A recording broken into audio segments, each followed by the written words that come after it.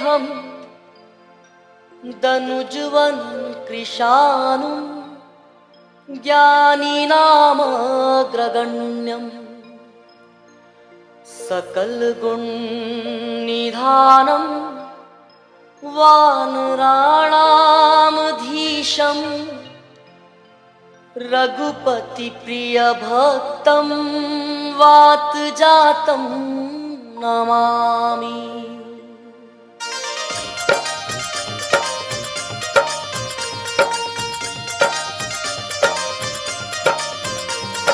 पवन सुत हनुमान की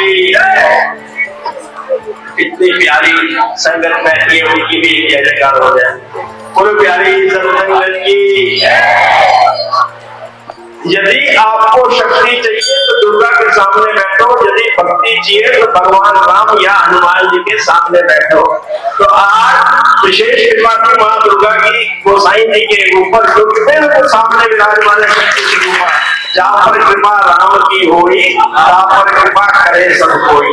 क्योंकि आज मैं इसी विषय को आगे लूंगा, लेकिन सर्वप्रथम मैं गावा परिवार विशेषकर जो आज के यजमान हैं, जिनके मन में प्रेरणा आई, इनके साथ साथ इनके पार्टनर धर्मेंद्र बजाज और ज्योत्सना बजाज भी है। तो व्यक्ति को जीवन के अंदर त्याग की भावना उत्पन्न करनी चाहिए, चाहे किसी की वजह से प्रेरणा हो। अब मैंने एक चौपाई बोली थी, जहां पर कृपा राम की हुई तहां पर कृपा करे सब कोई। एक लघु कथा आज मन में आई, बहुत दिनों के बाद आई कि ईश्वर कृपा, लोग मानते हैं ईश्वर कृपा कैसे होती है। मैं आपको ज्वलंत उदाहरण, ये मेरे द्वारा कोई गाई ऐसी बात नहीं है, ये एक संत के मुंह से निकले हुए शब्द है। मैं तो मात्र एक उनकी नकल कर रहा हूं। बनारस की बात है, काशी विश्वनाथ मेरे भोले बाबा का स्थान है। एक ब्राह्मण, उच्च कोटि के ब्राह्मण, उसको कहते हैं वास्तविक ब्राह्मण, जिसका समर्पण है ईश्वर के प्रति, पूजा पाठ, कर्मकांड, वेदों का ज्ञाता, शास्त्रों का ज्ञाता, ग्रंथों का अध्ययन किया हुआ, उपनिषद पढ़े हुए, लेकिन उनके घर में संतान नहीं। भोले बाबा के दरबार में जाकर के माथा रगड़ा और बोला, प्रभु संतान की इच्छा है। भोले बाबा तो भोले हैं, एक शब्द होता भोला, एक होता भोली। तो जैसे हमारे भोले बाबा हैं, हमारे बहनों में भी भोली हो सकती है। तो भोले बाबा ने उन्हें आशीर्वाद दिया कि आपकी इच्छा पूर्ण होगी, लेकिन आपको पुत्र चाहिए या सुपुत्र चाहिए। ब्राह्मण बोले कि प्रभु दोनों में क्या अंतर है। उन्हें सुपुत्र होगा, आपका कहना मानेगा, आपकी सेवा करेगा, लेकिन उसकी आयु बहुत कम होगी। कुपुत्र होगा, लंबी आयु, दीर्घ आयु होगी, परंतु आपकी सेवा भी नहीं करेगा और ईश्वर भक्ति में भी उसका मन नहीं होगा। बोलो क्या इच्छा है। ब्राह्मण तो ब्राह्मण ही है, विद्वान होते हैं। उन्होंने बोला, प्रभु मेरी संतान की इच्छा है, मुझे आयु की चिंता नहीं है, मुझे सुपुत्र दे दो ताकि ईश्वर भक्ति में भी उसका मन लगा रहे। और जितनी मर्जी आयु हो, मैं अपने टाइम तो कह सकता हूँ मेरी संतान थी। वस्तु तथास्तु कह करके भगवान दुख हो गए। चलते जन बोल के गए, हे ब्राह्मण देवता, ये पुत्र मात्र 5 वर्ष के लिए जिएगा, मात्र 5 वर्ष के लिए। अब उस माता पिता की क्या स्थिति होगी, वो सुख में है, दुख में है। एक एक दिन उनके लिए दुख बन गया, लेकिन ब्राह्मण ब्राह्मण ही होता है। उन्होंने ईश्वर भक्ति करी, बच्चे को सुयोग बनाया। अब जैसे शंकराचार्य, आदि शंकराचार्य बड़ी अल्पायु में चले गए, लेकिन ऐसा आपको वोट देकर के चले गए कि इतने अल्पायु का कोई भी बच्चा इतना ज्ञान कभी नहीं दे सकता। तो 1 वर्ष बीता, 2 वर्ष बीते, किसी संत के पास गए कि मेरे मन में एक जिज्ञासा है, एक दुख है कि मेरे पुत्र की मात्र आयु 5 वर्ष है, तो कुछ आशीर्वाद दो, क्योंकि ईश्वर की लीला से असंभव भी संभव हो जाता है। संतों की सेवा करो, संतों के संपर्क में रहो, उच्च कोटि के संतों के शरण में जाओ। अब उच्च कोटि के संत की पहचान क्या है? तो किसी ने बोला अब हर संत को उच्च कोटि का संत मानो, उनमें से कोई ना कोई उच्च कोटि का संत निकल आएगा। क्या हुआ? ईश्वर की लीला की बात कर रहा हूं। ये ऐसे संत के द्वारा कही हुई है कि वास्तव में मन गदगद हो गया सुनने के बाद। एक संत मिला, बोले और उच्च कोटि के संत के पास जाओ। चलते चलते चलते चलते आ गए सप्तऋषि, 7 ऋषि आ गए। उसने प्रणाम किया, बच्चे को शिक्षा दे रखी थी, संस्कार दे रखे थे, क्योंकि जो मेरा जो विषय है जिस कारण आप 6 महीने से हनुमान चालीसा के पाठ निरंतर कर रहे हैं, वो बच्चे को संस्कारवान बनाना है। तो उस पिता ने अपने उस पुत्र को संस्कारवान बना रखा था, जो ईश्वर भक्ति में लीन रहता था। सप्त ऋषियों को प्रणाम किया। सप्त ऋषियों ने क्या बोला? चिरंजीवी, आयुष्मान भव, दीर्घायु भव। मन वर्षित हो गया कि सप्त ऋषि ने ऐसा बोल दिया। तो बोले प्रभु प्रणाम, आपने आशीर्वाद तो दे दिया, लेकिन भोले बाबा के कहने के अनुसार मात्र इसके सिर्फ 7 दिन बाकी रखे हैं। 7 दिन। सप्त ऋषि भी घबरा गए, ये क्या हो गया? ये ईश्वर की लीला। बोले एक काम करो भैया, तुम इस बच्चे को हमें दे दो, आपको इसकी दीर्घायु चाहिए, बोलते ले जाओ। भाई यदि मेरा बच्चा किसी संत के कारण, सप्त ऋषियों के कारण दीर्घायु को आयुष्मान होता है, चिरंजीवी होता है, तो मुझे इसमें क्या आपत्ति हो सकती है? उस बच्चे को लेकर के ब्रह्मा जी के पास पहुंच गए। बाकी बच गए 3 दिन, समय बीतता जा रहा है। ब्रह्मा जी को प्रणाम किया सप्त ऋषियों ने, चिरंजीवी चिरंजीवी, दीर्घायु हो, आयुष्मान हो, तेजस्वी हो, यशस्वी हो। उस बच्चे ने भी प्रणाम किया। बच्चे को बोला चिरंजीवी हो, आयुष्मान हो, दीर्घायु हो, यशस्वी हो, तेजस्वी हो। सब ऋषियों के चेहरे में मुस्कान आ गई कि हमारी मुसीबत जो है अब वो ब्रह्मा जी के पास चली गई। ब्रह्मा जी अच्छा फिर क्या हुआ? कहते प्रभु तभी तो हम आपके पास आए हैं। इस बच्चे की मात्र आयु 1 दिन रह गई है, कल इसके 5 वर्ष पूरे हो जाएंगे। और हमने भी इसे आशीर्वाद दे दिया और आपने भी दे दिया। अब हमारा जो कर्जा उतर गया, अब आप इसके उत्तरदायित्व है। ब्रह्मा जी भी घबराने लगे। ईश्वर लीला की बात कर रहा हूं। ब्रह्मा जी भी घबराने लगे। ब्रह्मा जी को लेके भोले बाबा के दरबार में चले गए। बोले हे शिव जी, रक्षा करो, क्या होगा? प्रभु पहले प्रणाम स्वीकारो। भोले बाबा ने बोला आयुष्मान भव, चिरंजीवी भव। उस नन्हे से बालक ने भी प्रणाम किया, दंडवत प्रणाम किया, साष्टांग प्रणाम किया। जी बोले यशस्वी भव, तेजस्वी भव, आयुष्मान भव, दीर्घायु भव, चिरंजीवी भव। अब वो ब्रह्मा जी भी खुश कि मेरी भी मुसीबत चल गई। सप्त ऋषि भी खुश, वो बच्चा भी खुश। तो शिव जी ने कारण पूछा आने का। बोले कारण ये बच्चा है।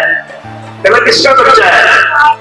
कहना है प्रभु काशी विश्वनाथ में ब्राह्मण का बच्चा है, जिसे आपने कहा था ओहो ये मेरा दिया हुआ बच्चा है। कहना बिल्कुल आपके द्वारा। अब उनके मन में धर्म संकट। ब्रह्म ऋषि को बोला, सप्त ऋषियों को बोला कि आप जाओ, पूरा बच्चा एक काम करो, ये सामने शिवलिंग है, शिवलिंग की मैं बाद में बात करूंगा। शिवलिंग के पास बैठ जाओ। ओम नमो शिवाय, ओम नमो शिवाय। आपके पास 24 घंटे है बेटा। ओम नमो शिवाय। बच्चा भी ज्ञानी था, ज्ञानी पिता का पुत्र था। ईश्वर कृपा थी, संतों की कृपा थी, मन में भी कुछ संकल्प था, तो उसने ओम नमो शिवाय ध्यान मग्न हो गया। जैसे ही ध्यान मग्न हुआ, जैसे ही शिवलिंग को भगवान साक्षात स्वयं प्रकट हो गए। जैसे ही प्रकट हुए, भगवान के हाथ में त्रिशूल।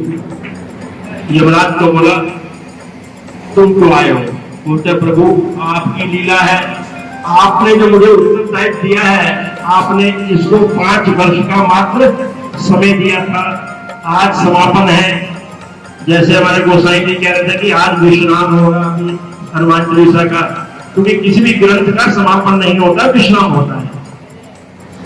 भगवान शिव ने बुलाया यमराज को कि मेरी आयु कितनी है। कहते प्रभु आपकी आयु, कहते हैं आप चले जाओ यहाँ से, क्योंकि कई लाखों ब्रह्मा के उत्पन्न के बाद एक दिन शिव का होता है।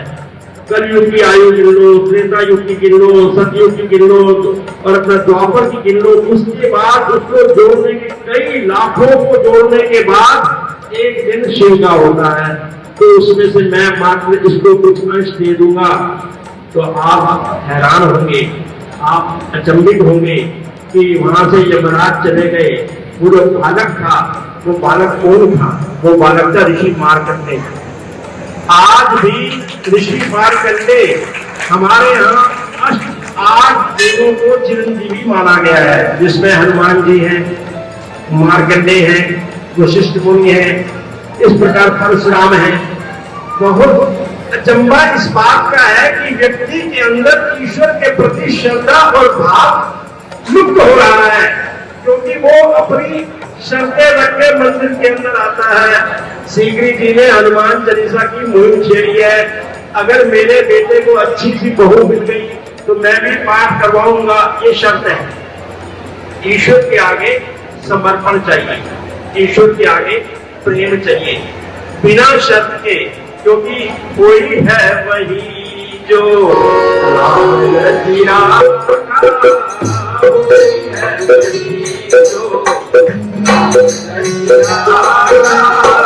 ईश्वर के आगे जब तक हम समर्पण नहीं करेंगे, उसको नतमस्तक करके कुछ भी, ये किसी कोई साधारण व्यक्ति की मैंने आपको किताब नहीं पढ़ के सुनाई है। राजेश्वरानंद जी है, हनुमान चालीसा का वर्ड बहुत सुंदर बोलते हैं। तो जब मैंने ये कथा सुनी उनसे, मेरे भी आंखों में पूरी अश्रुधारा थी कि ईश्वर के आगे समर्पण करने के बाद कुछ भी असंभव संभव हो जाता है। लेकिन हमारे पास वो समर्पण भाव नहीं है, वो भक्ति भाव नहीं है, वो प्रेम भाव नहीं है। क्योंकि 2 प्रकार के मार्ग हैं, एक तो कर्म मार्ग है, एक ज्ञान मार्ग है और एक भक्ति मार्ग है।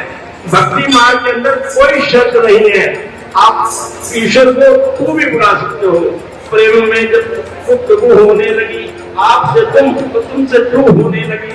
यदि आप प्रभु को तू भी बुलाओगे तो उसको कोई अंतर नहीं होगा, लेकिन आपका प्रेम पवित्र होना चाहिए, समर्पण भाव होना चाहिए। क्योंकि मुझे मालूम है कहीं के पेट में थोड़ी चूहे कूद रहे हैं। आज एक बहन जी मिली मुझे, उनका एक प्रश्न था। कहते जी आप कहते हो जी कोई प्रश्न हो तो पूछ लिया करो। मैं उनसे नाम नहीं पूछा। उनका प्रश्न क्या, क्या महिलाओं को हनुमान चालीसा पाठ पढ़ने का अधिकार है? क्या महिलाओं को, बहनों को हनुमान जी की पूजा करने का अधिकार है? मैंने उनसे बोला आपके बच्चे हैं? कहते हैं। मैंने कहा वो जो आपका बच्चा है वो आपकी पूजा में आपका आदर सत्कार करता है नहीं करता? कहते करता है। मैंने कहा आप महिला हैं, कोई पुरुष है, उसको बोलो मत किया करे। मैंने कहा इस प्रकार की गलत धारणा के कुछ एक पाखंडी लोग हैं समाज के अंदर, वो इस प्रकार की, अरे माँ तुम जननी है, और उसको कई लोग भगवान हनुमान को लल्ला बुलाते हैं। लल्ला में से बच्चा, उसको अच्छा भगवान हमारे कृष्ण को लड्डू को मार घर में। तो इस प्रकार की धारणा के पीछे मत जाओ। हर व्यक्ति को, हर महिला को, हर पुरुष को, हर देव की पूजा करने का पूर्ण अधिकार है। वीर हनुमाना अति बलवाना, वीर हनुमाना अति बलवाना, ओ वीर हनुमाना अति बलवाना, वीर हनुमाना अति बलवाना। राम नाम रसियो रे प्रभु मन बसियो रे, राम नाम रसियो रे प्रभु मन बसियो रे। ओ कृपा करियो रे प्रभु मन बसियो रे, कृपा करियो रे प्रभु मन बसियो रे। ओ संकट हरियो रे प्रभु मन बसियो रे। संकट हरियो रे प्रभु मन बसियो रे। ओ जल्दी आइयो रे प्रभु मन बसियो रे।